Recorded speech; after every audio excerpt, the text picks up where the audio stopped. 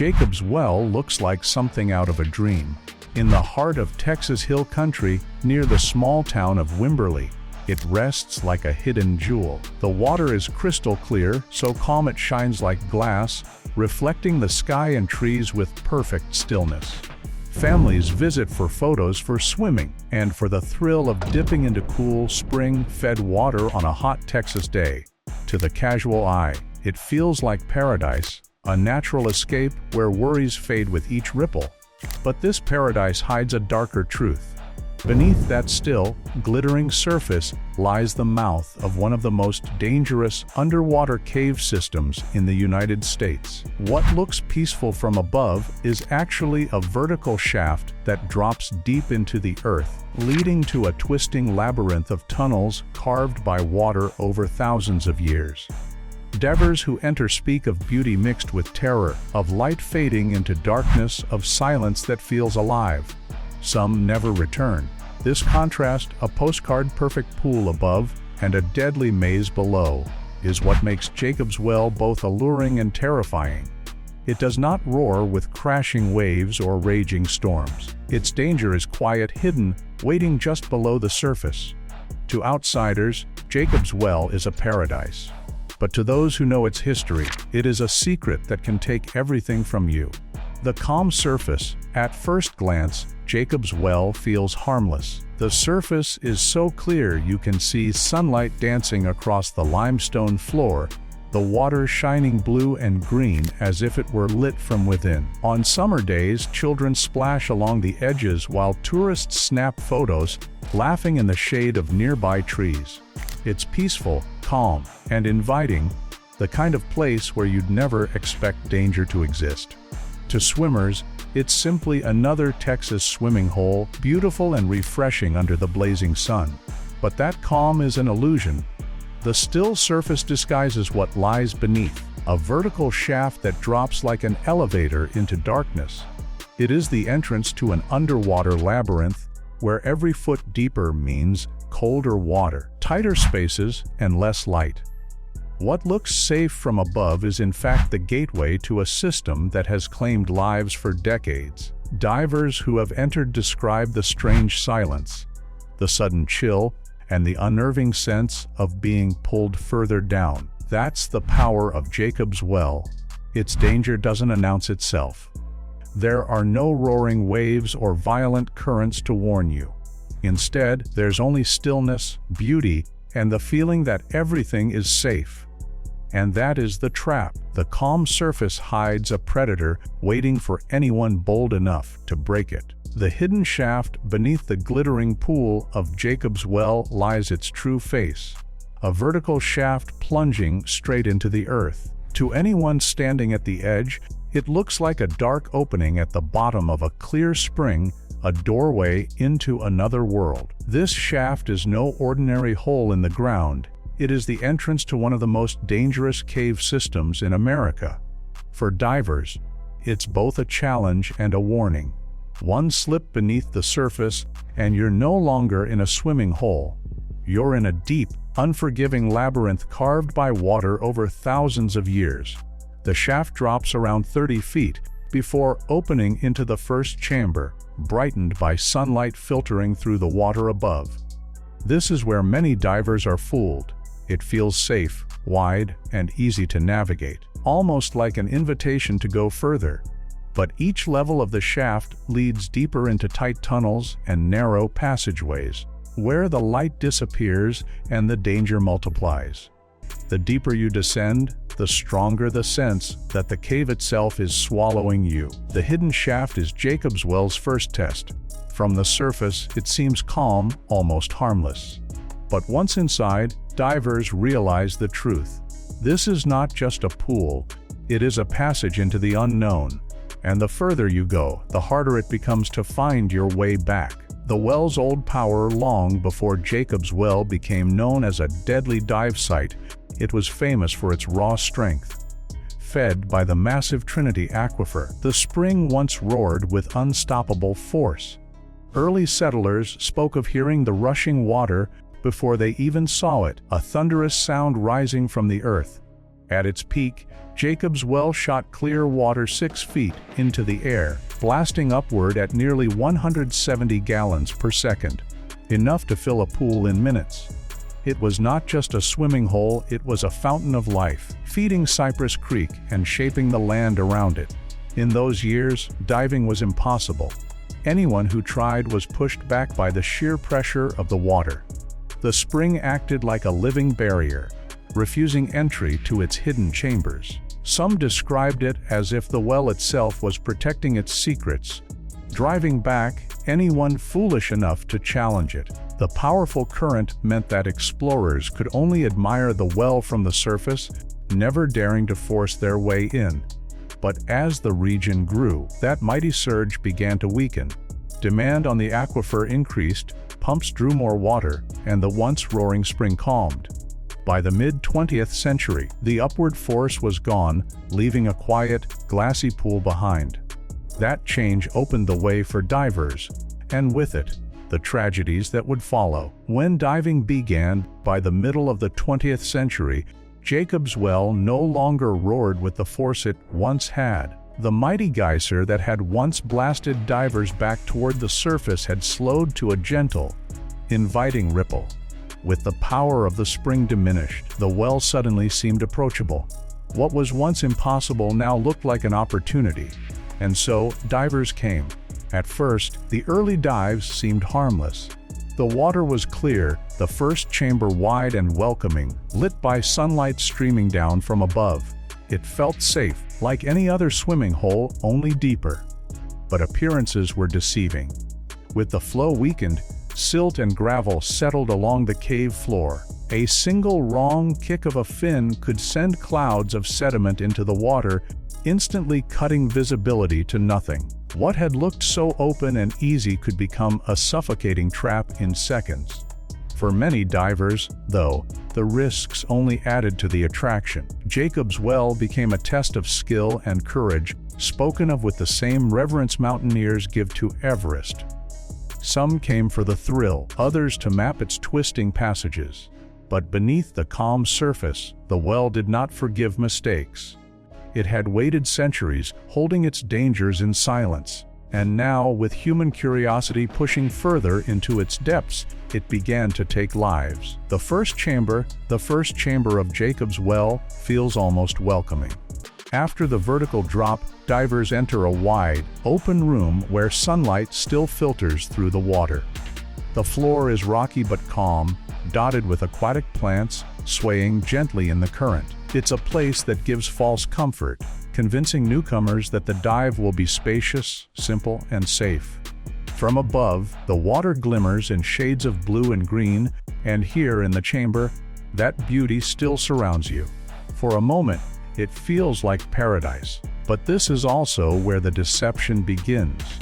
The light from above cannot reach much further, and beyond this point the caves only grow darker and tighter. Many divers underestimate what lies ahead because the first chamber lulls them into a sense of security. It looks like the whole dive will be just as open, just as manageable.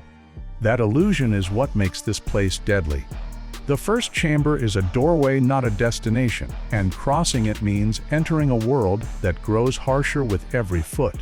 Those who stop here see only beauty. Those who go further find themselves swallowed by silence, cold and stone. The first chamber is Jacob's Well's quiet invitation, and its most dangerous trick. Darkness below, beyond the first chamber, Jacob's Well begins to show its true nature. The sunlight fades quickly as the walls start to close in, narrowing the way forward. The water, once bright and clear, shifts into a deep green gloom. The temperature drops, and the silence becomes heavier, pressing on divers with every breath. One wrong movement can stir up the fine silt covering the floor and walls, clouding the water in an instant. What was once a glowing cave turns into a black void where you cannot see your own hand. Divers describe this part of the well as stepping into another world, one where light is swallowed whole and time seems to lose meaning. Every sound, the hiss of your regulator, the beat of your heart, feels amplified in the suffocating quiet. The darkness creates a dangerous illusion, pulling divers deeper, convincing them to keep going when they should turn back. Here, the line between confidence and fear blurs, and even the most experienced feel small. It is in this growing darkness that the well's reputation is earned. The calm surface is forgotten, replaced by tunnels that twist away into shadow. Every choice matters, and one mistake can mean never finding the way back. Traps in the deep. The deeper you go into Jacob's Well, the more it feels like the cave itself is alive and waiting. This is where the real traps begin. The smooth limestone walls twist into tight passageways, and the floor is covered in loose gravel and fine silt. One careless kick of a fin or brush of an arm can stir the bottom, filling the water with a thick, choking cloud. Visibility drops to 0 in seconds, and the clear path you swam down becomes an endless black maze. Divers call it a whiteout, and inside Jacob's Well, it is often fatal. False passages add to the danger. The most infamous is the False Chimney, a side shaft that looks like an escape route leading upward toward the light. But it is a cruel trick of stone, ending in a dead end. Divers have died there, clawing upward, believing they were on their way out.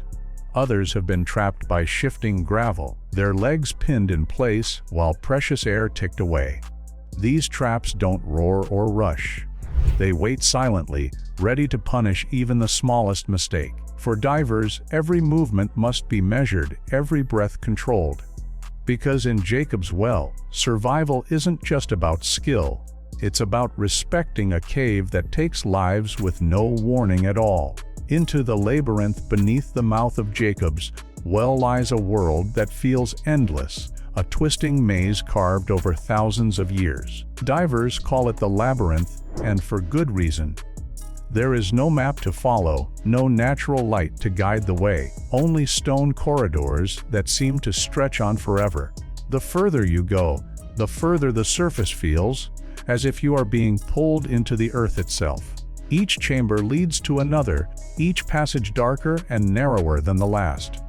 Divers describe the experience as both mesmerizing and terrifying. The water is cold and heavy, the walls pressing close, and the silence absolute. Every breath echoes through the regulator, reminding you that your life depends on the thin supply of air strapped to your back. In this labyrinth, there are no second chances. A wrong turn can lead to a dead end. A flash of panic can cloud judgment. A cloud of silt can erase the path home. Still, the labyrinth draws explorers deeper. Its danger is matched by a strange beauty. Smooth limestone, hidden tunnels, and the haunting sense of being in a place untouched by time. But Jacob's Well does not forgive curiosity. In its labyrinth, even the most experienced divers have vanished, proving that once you enter, escape is never certain. The False Chimney, among the deadliest tricks inside Jacob's Well, is a feature divers know as the False Chimney. At first glance, it looks like salvation. A narrow shaft sloping upward, glowing faintly as if it leads straight back to the surface. For a diver lost in the dark, running low on air, that upward path feels like hope. But it is a lie. The shaft does not lead to daylight. It ends in solid rock, a cruel dead end hidden deep inside the cave. Many divers have mistaken the False Chimney for an exit. In the panic of low visibility or the grip of Tunnel Trance, they push upward, believing they are climbing toward safety. Instead, they find themselves trapped, air supply dwindling with no way out. At least one life has ended here, the final moments spent fighting toward a ceiling that never opened. What makes the False Chimney so terrifying is its design. Nature carved it to look like escape, to mimic the one thing divers long for when fear sets in: light and air. But Jacob's Well is full of illusions, and this one is among its deadliest. It reminds divers that in this place, what looks safe may kill you, and what feels like rescue may only be another trap waiting in the dark. Gravel and silt. Few things inside Jacob's Well are as dangerous as the loose gravel and fine silt that cover its deeper chambers. At first, they look harmless, just soft layers along the floor where divers can rest their fins. But the truth is far more deadly. One wrong kick, one careless movement, and the entire chamber transforms. The water fills with a thick, blinding cloud, swallowing beams of light and erasing all sense of direction. In seconds, clear water becomes pitch black nothingness. Divers call it a silt out, and in Jacob's Well, it is often the beginning of the end. The gravel is no safer. Shifting under pressure, it behaves like quicksand. A diver who brushes too close can find themselves trapped, their legs pinned as the stones collapse around them. Tanks, hoses, or arms can wedge in as the seconds tick away, and every attempt to struggle only makes the gravel sink deeper. There is no warning, no second chance. Once caught, the clock runs out fast. This mix of silt and gravel is what gives Jacob's Well its cruel reputation. The danger is silent, invisible until disturbed, and then unstoppable. It has blinded, trapped, and killed even seasoned divers who thought they could handle it. In the still waters of Jacob's Well, gravel and silt are not just part of the cave. They are its most patient predators. The Cathedral of No Return, deep within Jacob's Well, lies its most feared chamber, a place divers call the Cathedral of No Return. To reach it, you must first strip away safety. The stone corridor leading there is so narrow that most divers are forced to remove their tanks, push them forward, and squeeze sideways through rock that scrapes their shoulders. Light barely reaches past the curves ahead, and even the strongest dive lamps seem swallowed by the stone. Each breath feels heavier, each movement slower, as if the cave itself is closing in. When the passage finally opens, it does so into a wide, cold chamber. The silence here is overwhelming, the kind that presses against your mind as much as your body. Divers say the water feels different, heavier, as if the cave is aware of your presence. Many never make it this far. Those who do often speak of an eerie stillness, a place that feels less like a room and more like a tomb. This chamber has claimed more lives than any other in Jacob's Well. Its tight entry, loose gravel, and overwhelming silence combine into a perfect trap. The cathedral doesn't roar, it doesn't collapse loudly. It simply waits. Those who enter often never leave, and its name serves as a chilling reminder. The Cathedral of No Return is exactly what it sounds like. The Tunnel Trance, one of the most mysterious and deadly dangers inside Jacob's Well, isn't physical at all. It's something divers call the Tunnel Trance. It begins quietly, often without the diver even noticing. The deeper you go, the stronger the pull becomes, a strange urge to keep moving forward, to see what lies just beyond the next curve. Even when air is running low, even when safety protocols scream to turn back, the trance whispers, just a little farther. No one fully understands it. Some believe it's the silence of the cave, the endless stillness that convinces the brain it's still in control. Others think it's the thrill of discovery, the desire to see what no one else has seen. Whatever the cause, the effect is the same. Divers push past their limits. They ignore their gauges, forget their plan, and enter areas they were never prepared to face. The Tunnel Trance is part of why Jacob's Well is so feared. Skill and training can prepare you for tight squeezes, poor visibility, or faulty gear.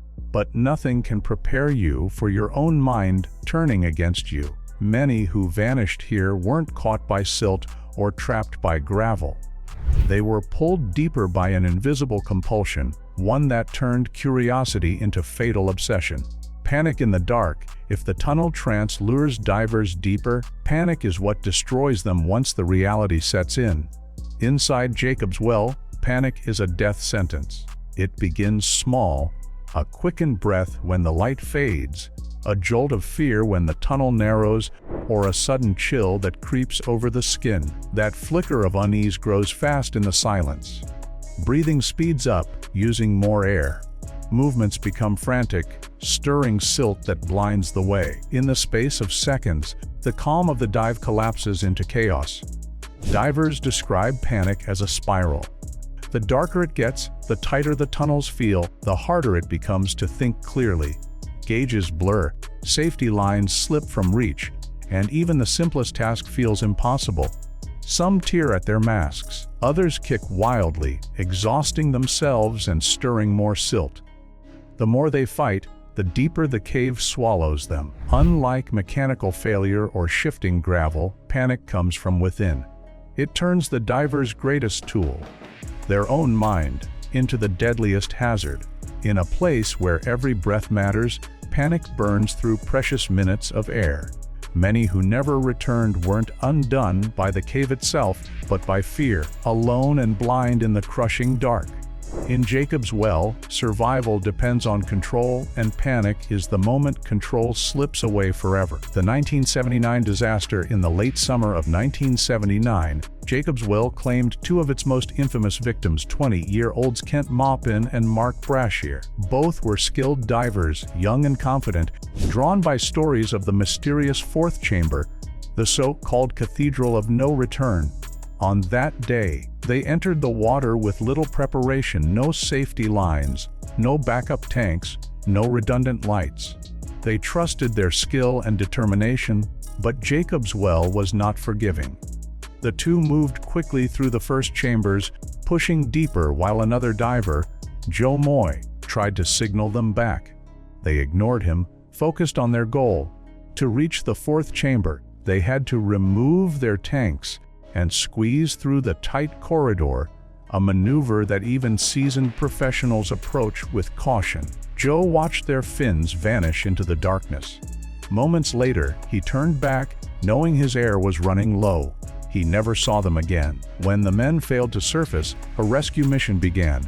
Divers staged tanks and set lines, but the cave struck back.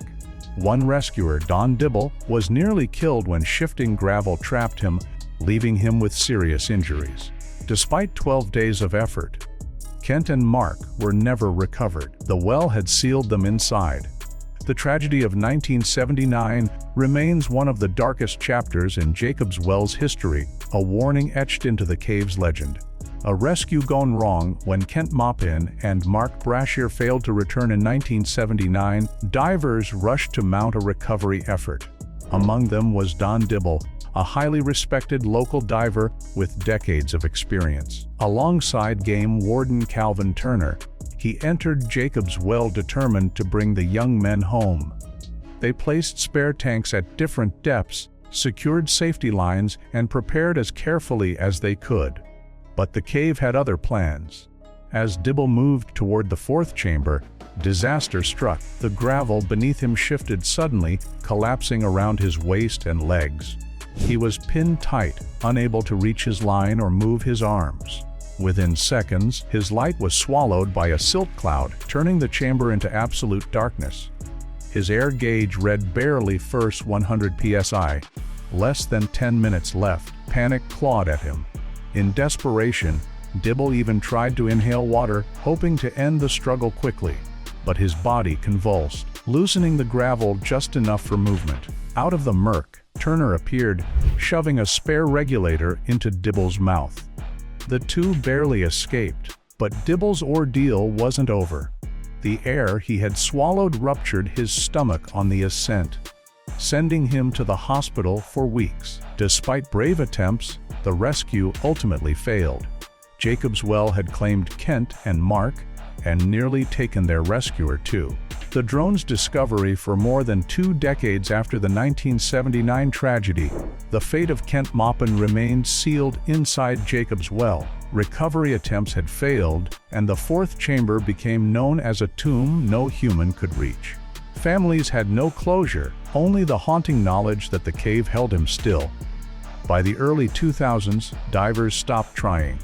But technology had advanced. Where lungs and muscle failed, machines could succeed. An underwater drone was prepared for the task. Small but powerful, it carried high-resolution cameras, sonar, and bright floodlights.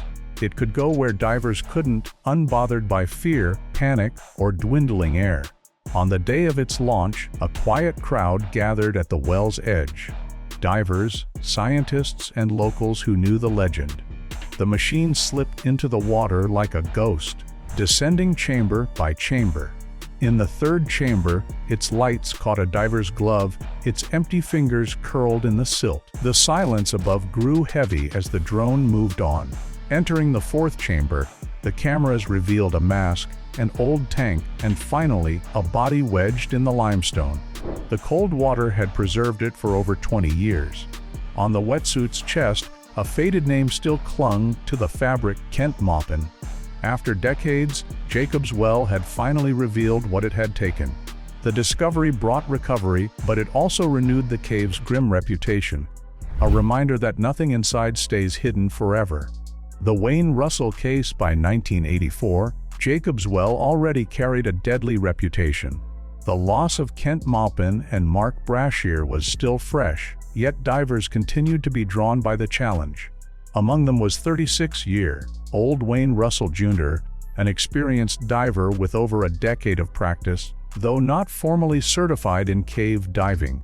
With two companions, instructors John Wilcox and Danny Self, he entered the well with an ambitious goal: to map its deeper chambers, including the elusive fifth.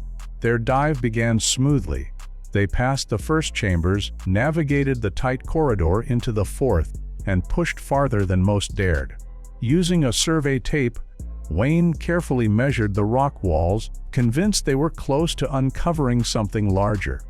The team reached the fifth chamber, a twisting passage that hinted at more beyond. But with air running low, John and Danny turned back, expecting Wayne right behind. He wasn't. Somewhere in the squeeze between chambers, Wayne fell behind. His companions surfaced, waiting for bubbles that never came. Recovery divers later found him in the fifth chamber, along the safety line, his tank empty. He had run out of air before making it through the passage. Wayne's death shook the diving community. He wasn't reckless. He was skilled and careful, yet Jacob's Well still claimed him. Soon after, officials installed a metal grate to block access, a silent barrier warning all who tried. The well does not forgive. The grate is installed. Wayne Russell's death in 1984 forced a turning point for Jacob's Well. By then, too many lives had been lost, and authorities realized warnings were not enough. Something physical had to be done to stop divers from pushing into the deadly depths. The solution was simple, but symbolic. A heavy metal grate installed about 100 feet down, sealing off the entrance to the deeper chambers. The grate wasn't foolproof. Determined divers could still find ways around it, but its message was clear. Jacob's Well's labyrinth was closed. To many, it felt less like a safety measure and more like a tomb door, locking away the bodies of Kent, Mark, Wayne,